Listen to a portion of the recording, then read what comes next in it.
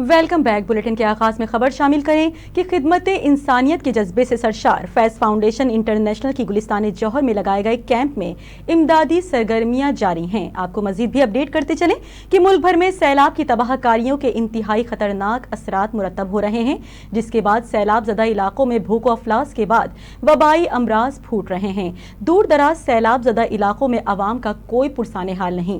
اب بھی ایسی جگہیں ہیں جہاں تاحال حکومتی یا سماجی ادارے پہنچے ہوں، لیکن خدمت انسانیت کے جذبے سے سرشار فیض فاؤنڈیشن انٹرنیشنل نے انتہائی کم وقت میں ایسے ہی دشوار گزار سفر طے کر کے وہاں پہنچی جہاں پہنچنا ناممکن تھا، اور chairman Faiz foundation international Shahid Faiz Bhutto, vice chair person Nazia Ali, general secretary Khurshid Abbasi نے خود اپنے ہاتھوں سے امداد حقداروں تک پہنچائی۔ اسی جذبے کو قائم رکھتے ہوئے فیض فاؤنڈیشن انٹرنیشنل کی گلستان جوہر میں لگائے گئے کیمپ میں امدادی سرگرمیاں جاری ہیں، اور عوام و مخیر حضرات فیض فاؤنڈیشن انٹرنیشنل گلستان جوہر کے کیمپ میں بڑھ چڑھ کر حصہ لے رہے ہیں، جبکہ فیض فاؤنڈیشن انٹرنیشنل کی جذبہ انسانیت کی خدمات کو خوب سراہا جا رہا ہے۔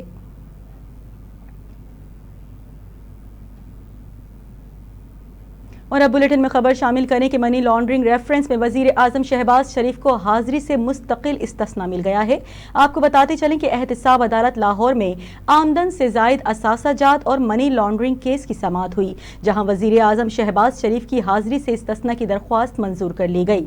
عدالت نے شہباز شریف کو عدالت پیشی کے لیے نمائندہ مقرر کرنے کی اجازت دے دی۔ عدالت نے حمزہ شہباز کی مستقل حاضری سے استثناء کی درخواست پر نیب سے جواب طلب کر لیا۔ دوسری جانب عدالت نے حمزہ شہباز کی ایک روزہ حاضری سے استثناء کی درخواست منظور کر لی۔ حاضری سے استثناء کی درخواست شہباز شریف کے وکیل امجد پرویز کی جانب سے جمع کرائی گئی تھی، جس میں موقف اپنایا گیا کہ وزیر اعظم شہباز شریف کابینہ میٹنگ کے سلسلے میں اسلام آباد میں مصروف ہیں، جبکہ حمزہ شہباز کمر میں تکلیف کے باعث احتساب عدالت لاہور پیش نہیں ہوں گے۔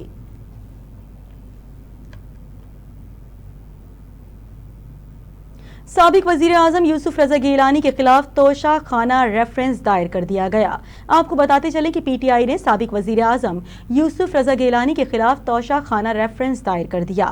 سینٹ میں opposition leader senator Shahzad Waseem کی قیادت میں ریفرنس اعظم سواتی نے جمع کروایا۔ پی ٹی آئی نے reference chairman senate Sadiq Sanjrani کو جمع کروایا ہے۔ ریفرنس میں یوسف رضا گیلانی کی اہلیت پر سوالات اٹھائے گئے ہیں۔ ریفرنس میں کہا گیا ہے کہ یوسف رضا گیلانی نے آصف زرداری اور نواز شریف کو توشہ خانہ سے قیمتی گاڑیاں دیں۔ یوسف رضا گیلانی نے اپنے اختیارات کا غلط استعمال کیا۔ ریفرنس میں استدعا کی گئی کہ یوسف رضا گیلانی کو سینٹ سے ڈی سیٹ کیا جائے، وہ سینٹ کے رکن نہیں رہ سکتے۔ سینیٹر اعظم سواتی نے کہا کہ ریفرنس کی شکل میں اسے الیکشن کمیشن کو بھیجا جائے۔ یوسف رضا گیلانی نے اپنے حلف کی پاسداری نہیں کی۔ آرٹیکل 63 کے تحت اب سینٹ کے رکن نہیں رہ سکتے۔ چیئرمین سینٹ صادق سنجرانی نے ریفرنس وصول کیا۔ انہوں نے کہا کہ قانون کے مطابق ریفرنس کا جائزہ لیں گے۔ چیف جسٹس عمر عطا بندیال نے کہا ہے کہ نیب ترامیم کے خلاف عمران خان کی درخواست روزانہ سماعت کریں گے۔ آپ کو بتاتے چلیں کہ سپریم کورٹ میں نیب ترامیم کے خلاف عمران خان کی درخواست پر سماعت ہوئی۔ چیف جسٹس عمر عطا بندیال نے ریمارکس دیے کہ سپریم کورٹ مقدمے کی روزانہ کی بنیاد پر سماعت کرے گی۔ چیف جسٹس نے وکیل خواجہ حارث سے استفسار کیا کہ دلائل مکمل کرنے کے لیے کتنا وقت درکار ہوگا۔ وکیل خواجہ حارث نے جواب دیا کہ مزید 2 روز میں اپنے دلائل مکمل کر لوں گا، اور نیب قوانین میں ترامیم سے متعلق کرپشن کے کیسز واپس ہو گئے ہیں۔ زیر التوا نیب انکوائریوں کو بھی روک دیا گیا ہے۔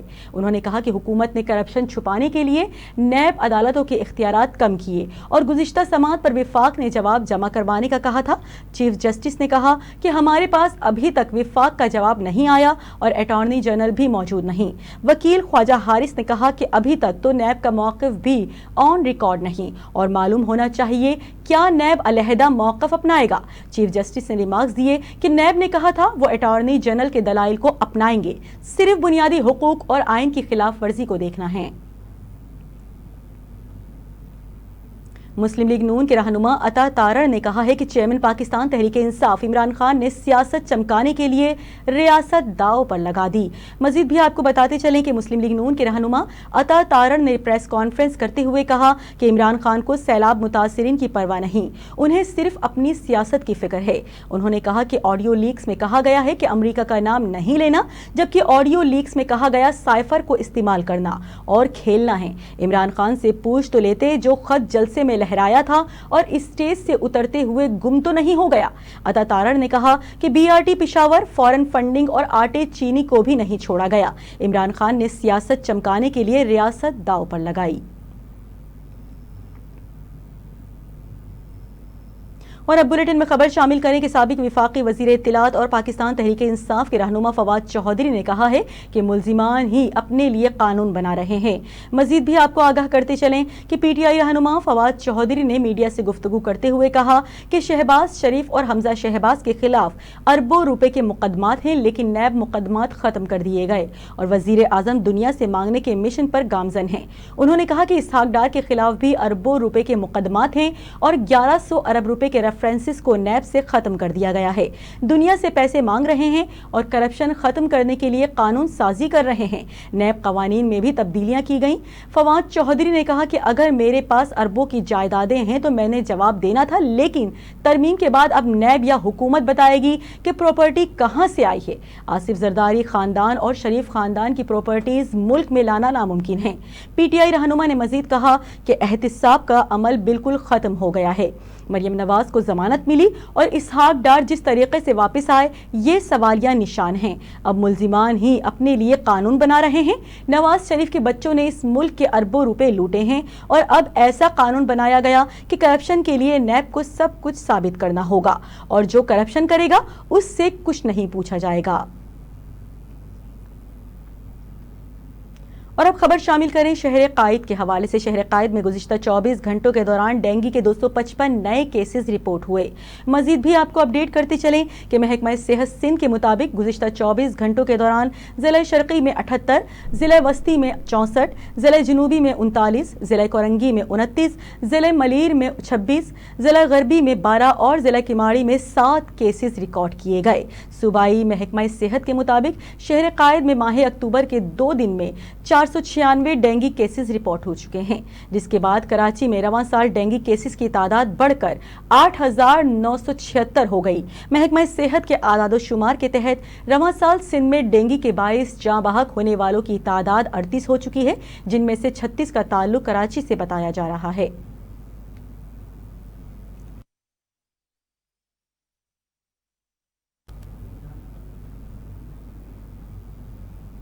اور اب بلیٹن میں خبر شامل کریں کہ انٹر بینک میں ڈالر مزید سستا ہو کر 225 روپے کا ہو گیا۔ مزید بھی آپ کو آگاہ کریں کہ انٹر بینک میں روپے کی قدر میں بہتری کا سلسلہ جاری ہے۔ کاروباری ہفتے کے دوسرے روز بھی ڈالر کی قیمت میں کمی کا رجحان دیکھنے میں آ رہا ہے۔ فوریکس ڈیلرز ایسوسی ایشن کے مطابق انٹر بینک میں ڈالر 2 روپے 29 پیسے تک سستا ہو گیا۔ ڈالر انٹر بینک میں 225 روپے کی سطح پر پہنچ گیا ہے۔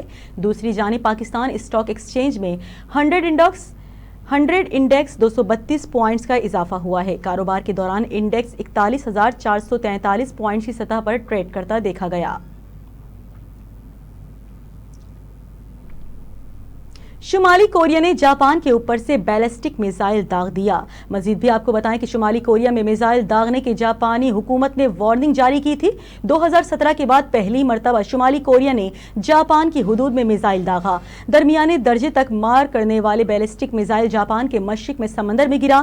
جاپانی وزیر اعظم کا کہنا ہے کہ شمالی کوریا کے وحشیانہ اقدام کی سختی سے مذمت کرتے ہیں۔ میزائل تجربے کے دوران جاپان میں ٹرینوں کی آمد و رفت معطل کر دی گئی تھی۔ جاپانی حکام کے مطابق شمالی کوریا نے شاید بین البر اعظمی میزائل کا تجربہ کیا ہے۔ جاپانی وزیر اعظم ویمیو کشیدا نے نیشنل سیکیورٹی کمیٹی کا ہنگامی اجلاس بھی طلب کر لیا ہے۔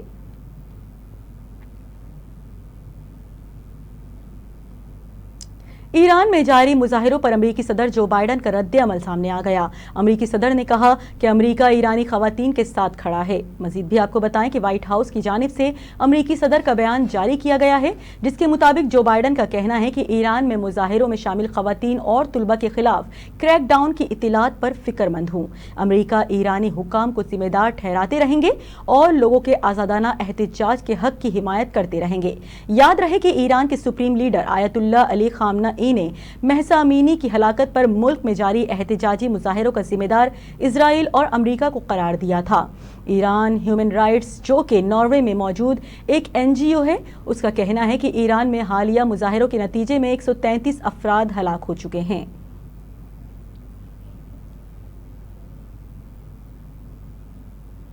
پاکستان کرکٹ ٹیم سیم ملکی سیریز کے لیے نیوزی لینڈ پہنچ گئی۔ مزید بھی آپ کو بتائیں کہ سیریز میں پاکستان اور بنگلہ دیش کے علاوہ میزبان نیوزی لینڈ کی ٹیمیں شرکت کر رہی ہیں۔ سہ فریقی سیریز کے تمام میچز کرائسٹ چرچ میں کھیلے جائیں گے۔ قومی اسکواڈ کچھ دیر قبل لاہور سے کرائسٹ چرچ پہنچا ہے۔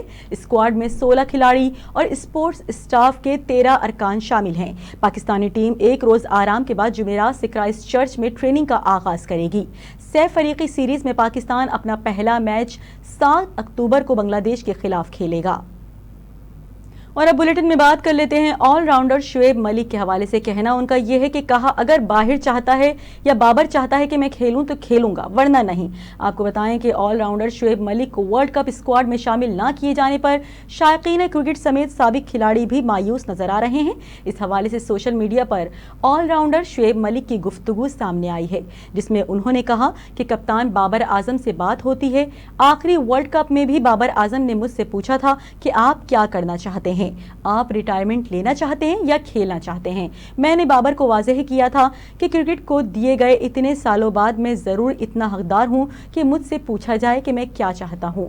میں نے بابر کو بھی بتایا تھا کہ جو چیزیں ماضی میں میرے ساتھ ہوئیں ان کو لے کر میں مزید نہیں کھیلنا چاہتا۔ سابق کپتان کا کہنا تھا کہ اپنی فٹنس یا کارکردگی سے متعلق بھی میں نے بابر کو واضح کیا تھا کہ آپ مجھے اور میرے کھیل کو جانتے ہو، میں ٹیم پر بوجھ نہیں بنوں گا۔ اگر آپ میرے ساتھ ڈیل کرتے ہو اور آپ مجھ سے چاہتے ہو کہ میں مزید کھیلوں تو میں ضرور کھیلوں گا۔ میں نے پاکستان کے لیے بہت سی چیزیں چھوڑی بھی ہیں اور پاکستان کے لیے ہمیشہ سے دستیاب رہا ہوں، اب بھی ہوں۔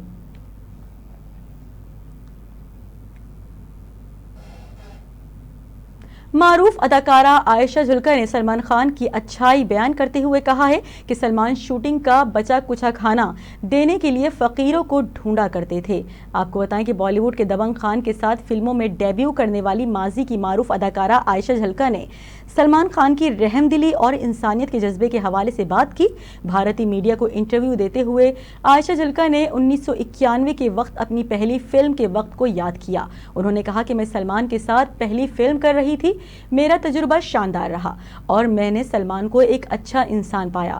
بھارتی اداکارہ نے کہا کہ مجھے سلمان بہت پسند ہیں کیونکہ وہ ایک عظیم انسان ہیں۔ کئی بار جب ہم قربان کی شوٹنگ ختم کر کے گھر جا رہے ہوتے تھے تو سلمان خان بچا ہوا کھانا پیک کر لیتے تھے۔ وہ کھانا تقسیم کرنے کے لیے فقیروں کو ڈھونڈا کرتے۔ وہ رات گئے سڑکوں پر گھومتے تھے اور اکثر کوئی سو رہا ہوتا تو اسے جگاتے اور پھر کھانا دیتے۔ انہوں نے یہ بھی بتایا کہ اگر کسی کو کھانے کی ضرورت ہوتی تو سلمان گاڑی سے باہر نکل کر اسے کھانا دیتے۔ میرے خیال سے وہ ایک بہترین انسان ہیں اور زبردست اداکار بھی ہیں۔ پاکستانی اداکارہ ہمائمہ ملک کا کہنا ہے کہ انہیں بالی ووڈ اداکار عمران ہاشمی کے ساتھ فلم راجہ نٹور لال میں کام کرنے پر کوئی شرمندگی نہیں ہے۔ آپ کو بتاتے چلیں کہ حال ہی میں ہمائمہ نے ایک ڈیجیٹل پلیٹ فارم کو انٹرویو دیا جس میں انہوں نے اپنی آنے والی نئی فلم سمیت بھارت میں کام کرنے سے متعلق بھی بات کی۔ اداکارہ نے کہا کہ ہو سکتا ہے آنے والی فلم میں میرا کوئی رومانوی سین بھی ہو۔ میں ایک اداکارہ ہوں، ایک اداکار ایک کردار ادا کر رہا ہوتا ہے، اسے جو کہا جاتا ہے کہ وہ بن جاتا ہے۔ ہمائمہ ملک کا کہنا تھا کہ اس فلم میں ایسا کوئی رومانوی سین نہیں تھا جس پر میں شرمندگی محسوس کرتی۔ میں نے عمران ہاشمی کے ساتھ کام کیا، میں اس پر بھی شرمندہ نہیں ہوں۔ انہوں نے کہا کہ اس وقت مجھے اس بات کا علم نہیں تھا کہ میری پاکستانی عوام مجھ سے کس قسم کا کام چاہتی ہے اور اس فلم کے بعد میرے ساتھ کیسا رویہ اختیار کیا جائے گا۔ میں نے عمران ہاشمی کے ساتھ فلم کی، میں نے بہت انجوائے کیا، وہ ایک بہت اچھا انسان ہیں۔